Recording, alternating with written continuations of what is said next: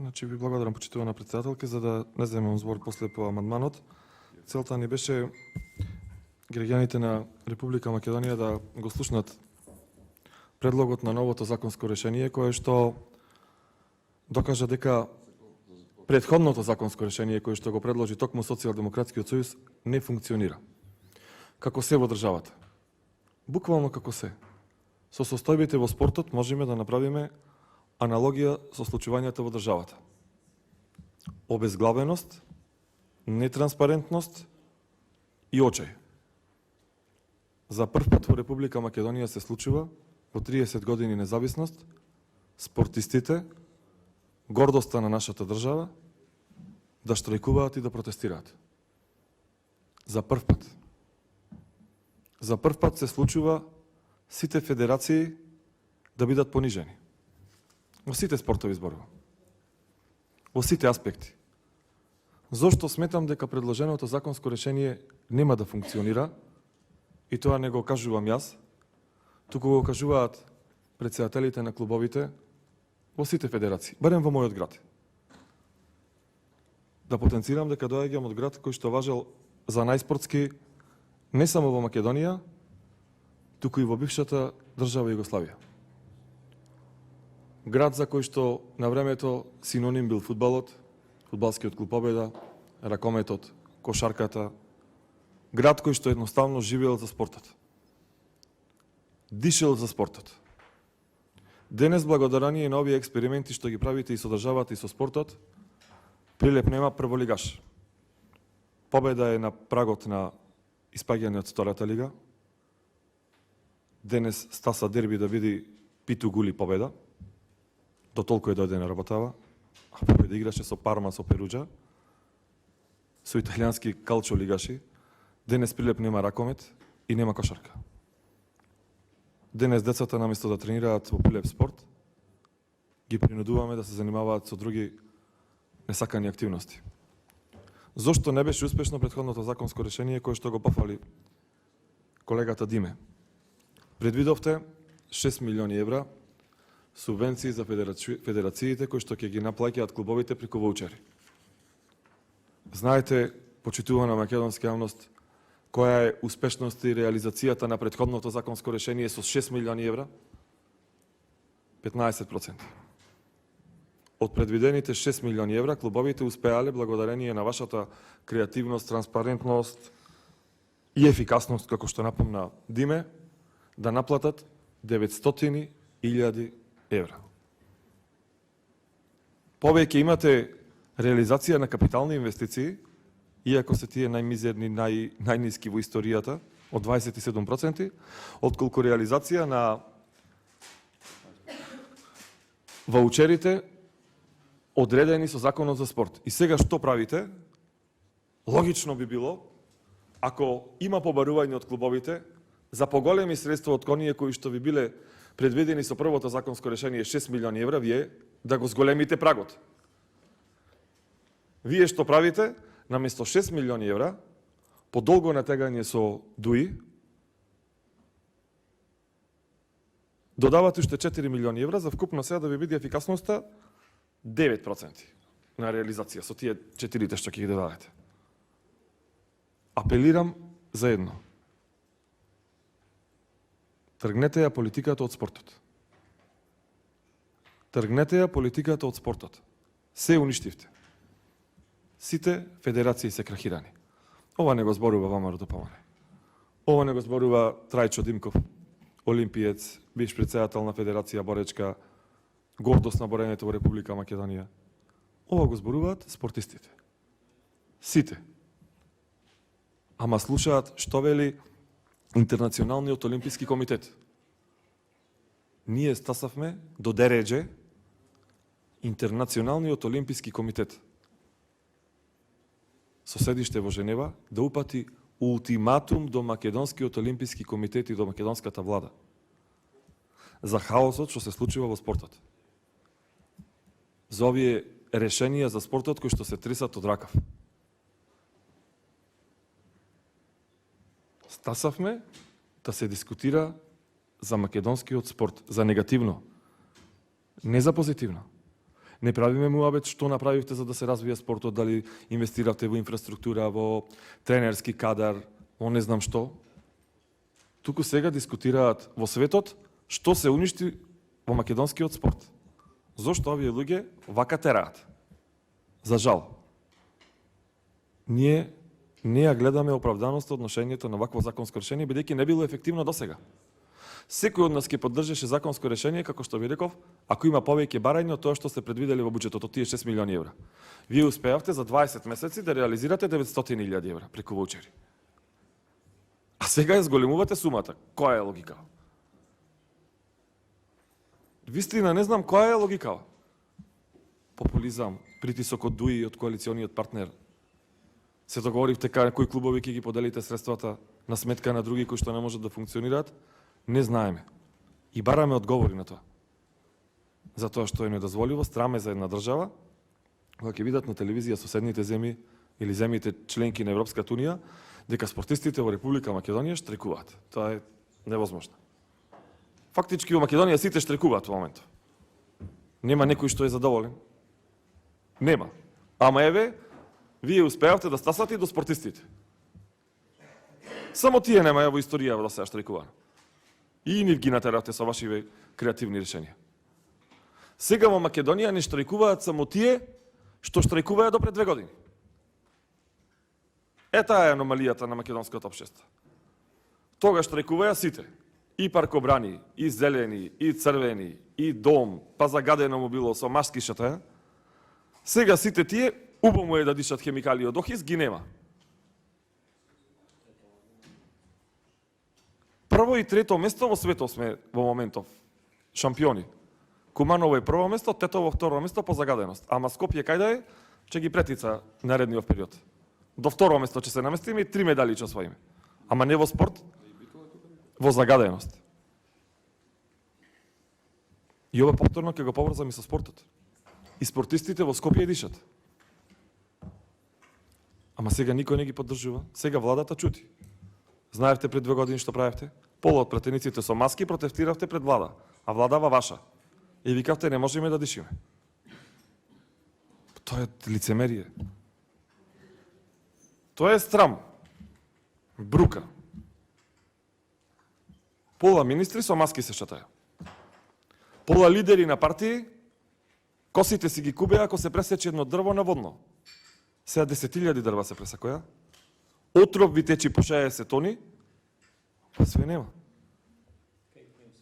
Сега мислам дека сте доведени до таа ситуација, не знам, за да докажете дека се е во ред, може и до таа водата да нацрпите од охис и цевитана да се турите да испијат.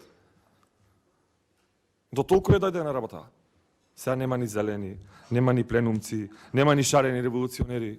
А бе, сега толку ви убо да дишите вака? Од овој чист воздух? Се во политиката поминува. Сите сте милливи и менливи. Правете го тоа што сте го правеле претходно.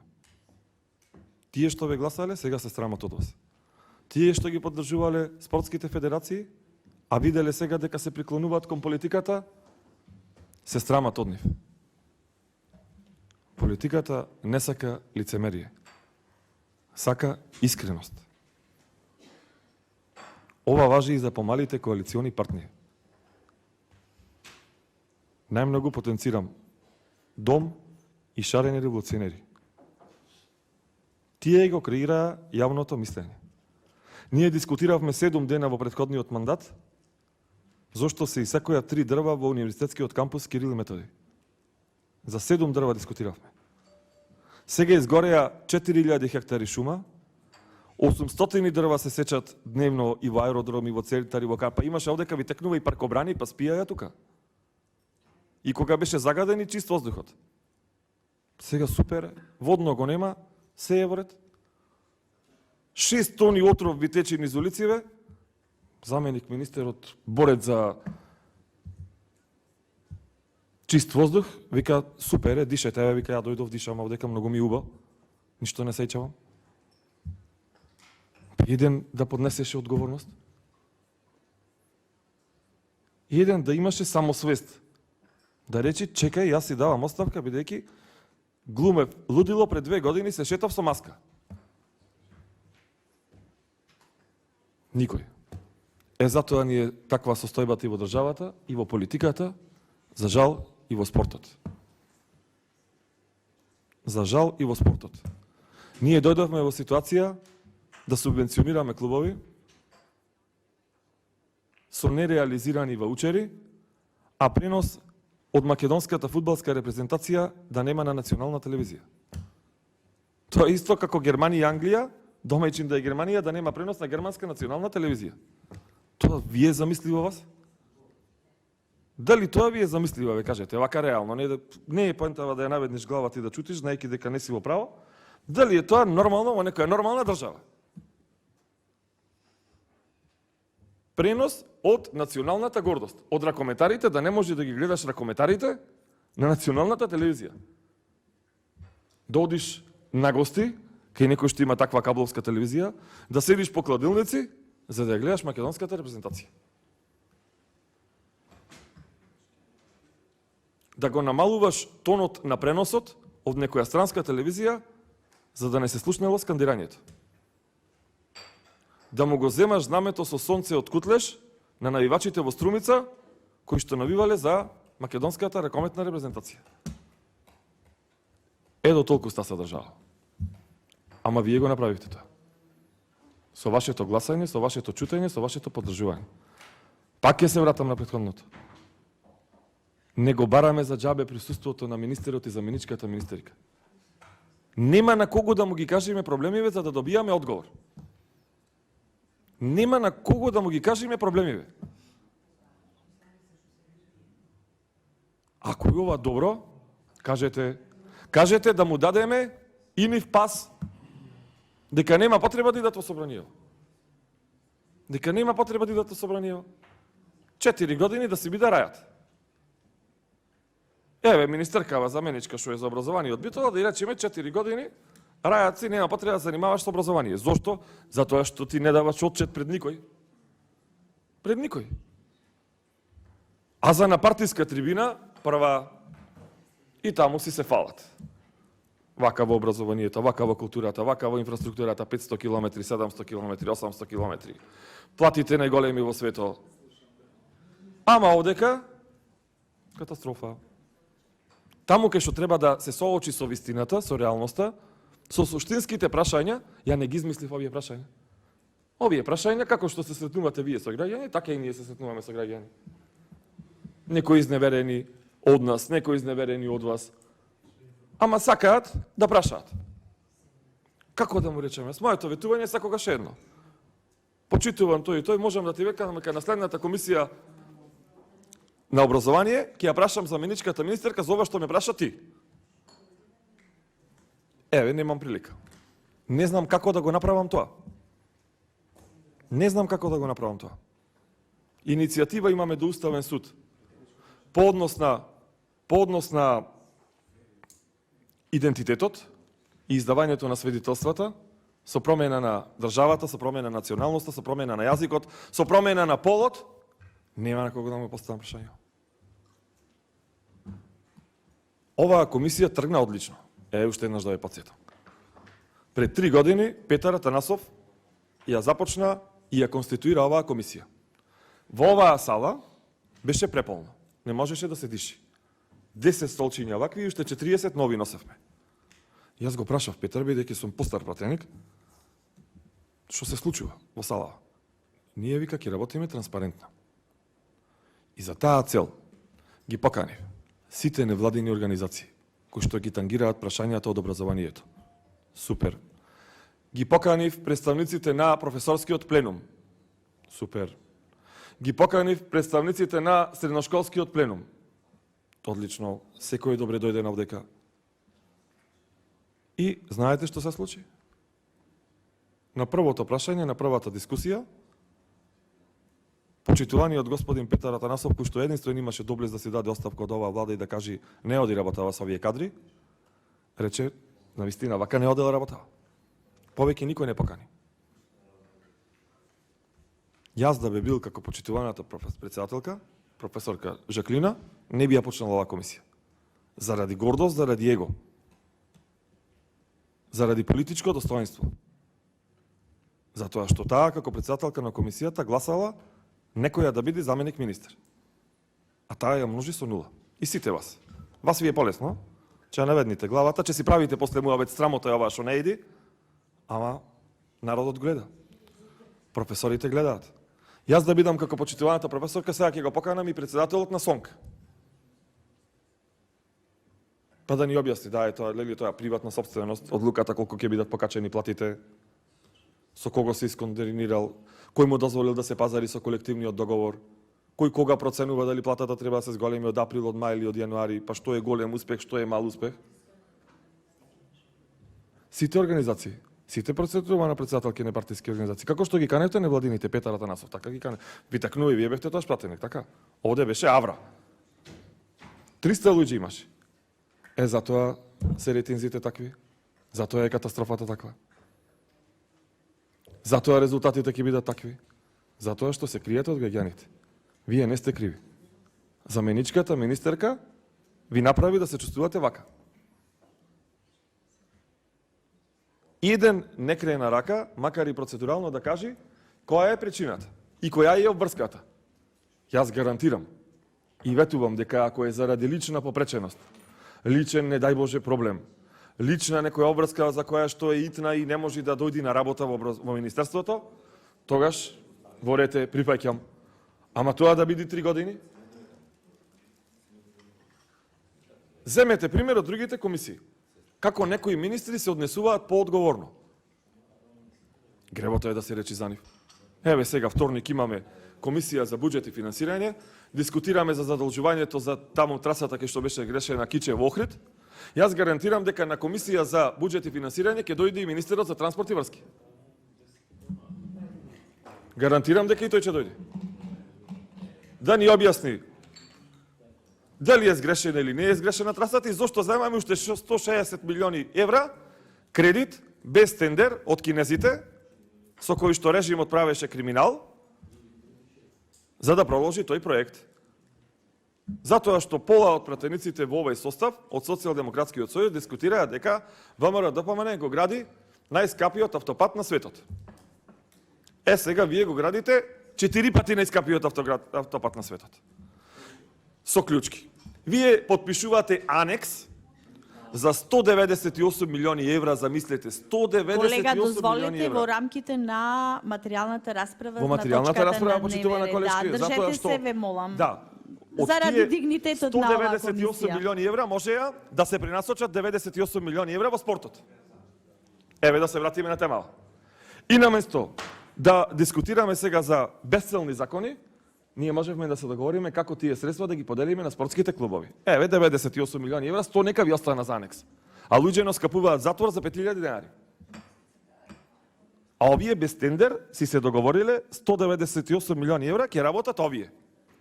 Ами пазарна економија, ами транспарентност, нели сме најтранспарентни во светов?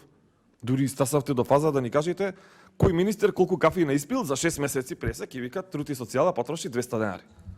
Одбрана потроши 300 денари. Многу штедат. Дојдовте до дередже да климате кога министерката за труд и социјала ќе каже дека четиричленото семејство може да живее со 17.000 денари. Ајде таа нека живее со 17.000 денари. Ама таа ја набавува дрон од 100.000 евра. Многу проблеми има. И затоа ве замолувам да дискутираме така како што ветивте вие. На секој митинг по 800 пати го повторувавте зборот дебата. Дебата е да дискутираш со некој. Ова е монолог. Дебата е кога се спротестуваат аргументи. Каде се спротестуваат две вистини, за да видиме која е вистинската вистина. Може би треба така со анекс, јас не знам. Може би така треба. Може би со некој се договорил председателот на СОНК за 10% да биде покачувањето, а не како што требаше 25%, затоа што тука нема договор. Тука правиме муабет, почитуваш колективен договор или не? Затоа ни треба дебата. Затоа ни треба разговор. Ова ќе заврши. Дали за 2 месеци, за 4, за 7, не знам за колку. И после што? Кој од вас ќе каже дека дебатирал? На комисија, кој од вас зел збор? Макар и процедурално да речи, јас поддржувам што заменичката министерка не иди на комисија. Не треба да иди и точка. Тоа го почитувам и јас. Ако некој така се изјасни. Еве, не треба да иди бе. На трибина во Кочани ќе оди да објасни. А одека вие кои сте, не ме познаваме. Да бе, дајте бе луѓе, кажете. Еден да ми кажи дали било пратеник од Куманово од околината, дека знаците треба да бидат напишани на латиница во Република Македонија, каде што официјално според уставот кириличното писмо и македонскиот јазик е официјален. Вас и на кинески сега да ви ги напиша, вие ќе викате супер. Први сме во Европа, блескаме. На кинески. Еве овде прекинувам, колегата земо да ми објасни. Благодарам.